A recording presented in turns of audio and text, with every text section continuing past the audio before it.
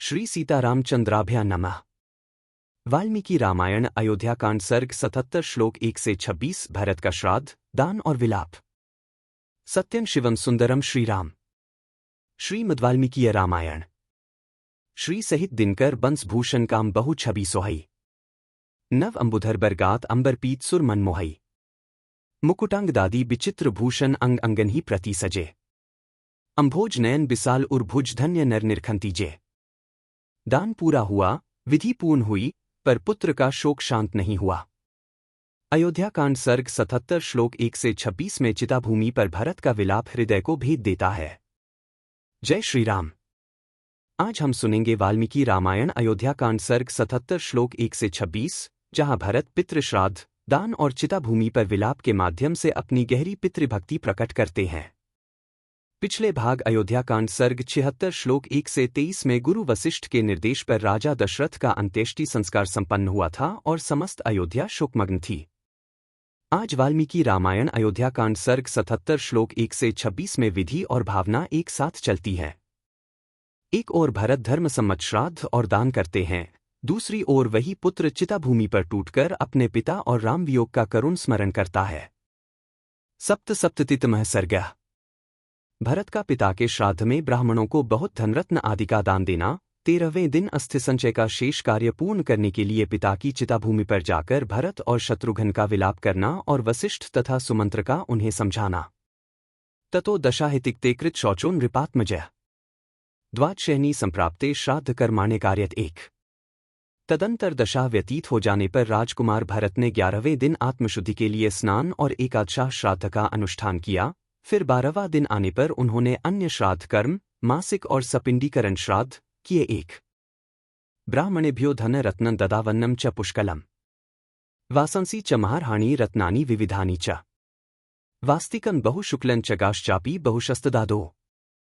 उसमें भरत ने ब्राह्मणों को धन, रत्न, प्रचुर अन्न, बहुमूल्य वस्त्र, नाना प्रकार के रत्न, बहुत से बकरे, चांदी और बहुतेरी गौएं दान की दो। दासीर्दासांश्च यानानि वेश्मानि सुम्हांति च ब्राह्मणेभ्यो ददौ पुत्रो राज्ञस्तस्योध्वदेहिकं 3।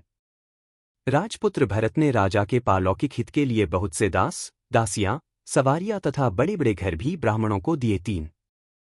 ततः प्रभात समय दिवसे चत्रयोदशे विलाप महाबाहुर्भरतः शोकमूर्छितः 4। तदंतर 13वें दिन प्रातःकाल महाबाहु भरत शोक से मूर्छित होकर विलाप करने लगे 4। शब्दापिहित कंठश्च शोधनार्थमुपागतः चितामूले पितुर्वाक्यमिद्मा सुदुःखितः 5 तात यस्मिन् निसृष्टोऽहं त्वया भ्रातृराघवे तस्मिन् वन प्रव्रजिते शून्य त्यक्तोस्महे त्वया 6। उस समय रोने से उनका गला भर आया था। वे पिता के चितास्थान पर अस्थि संचय के लिए आए और अत्यंत दुखी होकर इस प्रकार कहने लगे, तात, आपने मुझे जिन ज्येष्ठ भ्राता श्री रघुनाथ जी के हाथ में सौंपा था, उनके वन में चले जाने पर आपने मुझे सूने में ही छोड़ दिया। इस समय मेरा कोई सहारा नहीं। 5 से 6। यस्य गतिर्नाथायाः पुत्रः प्रव्राजितो वनम् तामंबा तात कौसल्या त्यक्त्वा त्वंकावा गतो नृपसात्। तात, नरेश्वर, जिन अनाथ हुई देवी के एकमात्र आधार पुत्र को आपने वन में भेज दिया, उन माता कौसल्या को छोड़कर आप कहाँ चले गए। 7। दृष्ट्वा भस्मारुणं तच्च दग्धास्थि स्थानमंडलम् पितुः शरीर निर्वाणन निष्टनन विषसाधा 8। पिता की चिता का वह स्थान मंडल भस्म से भरा हुआ था। अत्यंत दाह के कारण कुछ लाल दिखाई देता था। वहां पिता की जली हुई हड्डियां बिखरी हुई थीं। पिता के शरीर के निर्वाण का वह स्थान देखकर भरत अत्यंत विलाप करते हुए शोक में डूब गए 8। सतु दृष्ट्वा रुदन दीनः पपात धरणीतले उत्थाप्यमानः शक्रस्य यंत्रध्वज इवोच्छ्रितः 9। उस स्थान को देखते ही वे दीन भाव से रोकर पृथ्वी पर गिर पड़े। जैसे इंद्र का यंत्रबद्ध ऊंचा ध्वज ऊपर को उठाए जाते समय खिसक कर गिर पड़ा हो 9। अभिपेतुस्ततः सवे तस्यामात्याः शुचिव्रतम् अंतकाले निपतितं ययाति मृष्यो यथा 10। तब उनके सारे मंत्री उन पवित्र व्रत वाले भरत के पास आ पहुंचे, जैसे पुण्यों का अंत होने पर स्वर्ग से गिरे हुए राजा ययाति के पास अष्टक आदि राजर्षि आ गए थे। शत्रुघ्नश्चापि भरतं दृष्ट्वा शोक परिप्लुतम् विसंज्ञो न्यप्तद् भूमौ भूमिपालं नुस्मरन् 11। भरत को शोक में डूबा हुआ देख शत्रुघ्न भी अपने पिता महाराज दशरथ का बारंबार स्मरण करते हुए अचेत होकर पृथ्वी पर गिर पड़े। 11 उन्मत्त इव निश्चितो विलाप सुदुःखिता स्मृत्वा पितुर्गुणांगानी तानी तानी तदा तदा। 12 वे समय समय पर अनुभव में आए हुए पिता के लालन पालन संबंधी उन गुणों का स्मरण करके अत्यंत दुखी हो सुदबुद्ध खोकर उन्मत्त के समान विलाप करने लगे। मंथरा प्रभवस्तीव्र कैकेयी ग्राह संकुला वरदानम योग शोभ्यो मज्जयत शोक सागरह तेरा। हाय! मंथरा से जिसका प्राकट्य हुआ है, कैकेयी रूपी ग्राह से जो व्याप्त है तथा जो किसी प्रकार भी मिटाया नहीं जा सकता, उस वरदान में शोकरूपी उग्र समुद्र ने हम सब लोगों को अपने भीतर निमग्न कर दिया है।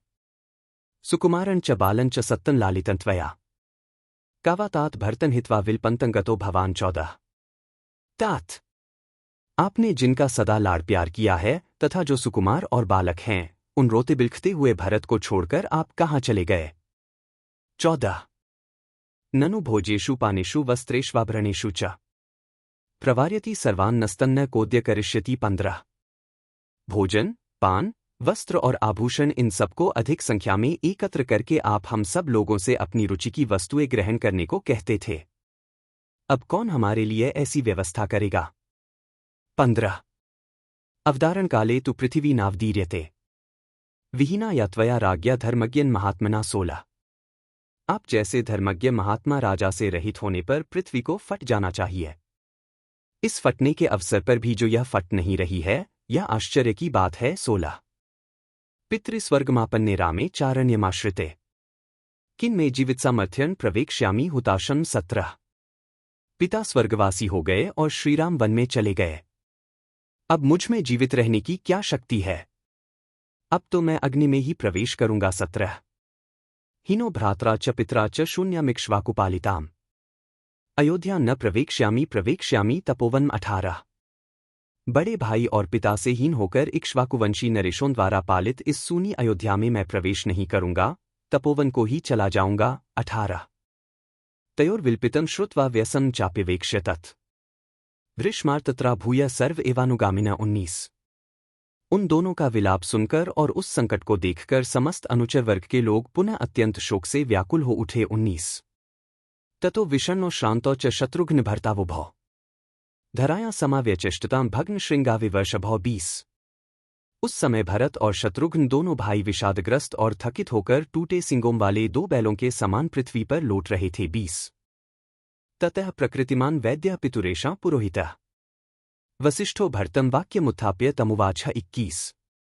तदंतर दैवी प्रकृति से युक्त और सर्वज्ञ वसिष्ठ जी, जो इन श्रीराम आदि के पिता के पुरोहित थे, भरत को उठाकर उनसे इस प्रकार बोले। 21 त्रयोदशोऽयं दिवसः पितुर्वृत्तस्य ते विभो सावशेषास्थिनिचे किमेह त्वं विलंबसे। 22 प्रभो, तुम्हारे पिता के दाह संस्कार हुए यह 13वां दिन है, अब अस्थि संचय का जो शेष कार्य है उसके करने में तुम यहां विलंब क्यों लगा रहे हो।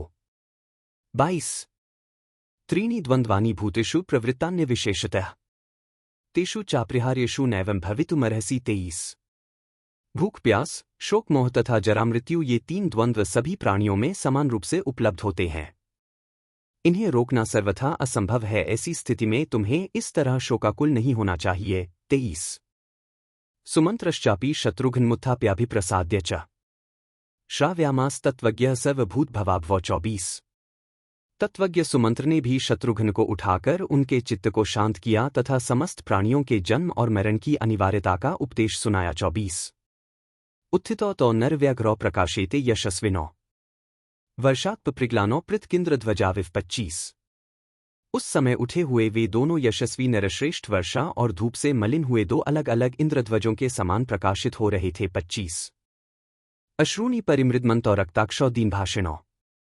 अमात्यास्त्वर्यन्ति समातन्यो चापराह क्रियाः। 26 वे आंसू पोंछते हुए दीनतापूर्ण वाणी में बोलते थे, उन दोनों की आंखें लाल हो गई थीं तथा मंत्री लोग उन दोनों राजकुमारों को दूसरी क्रियाएं शीघ्र करने के लिए प्रेरित कर रहे थे। 26 इत्यार्षे श्रीमद् रामायणे वाल्मीकीय आदिकाव्ययोध्याकाण्डे सप्तसप्ततितमः सर्गः 77। इस प्रकार श्री वाल्मीकि निर्मित आर्ष रामायण आदिकाव्य के अयोध्याकांड में 77वां सर्ग पूरा हुआ। 77।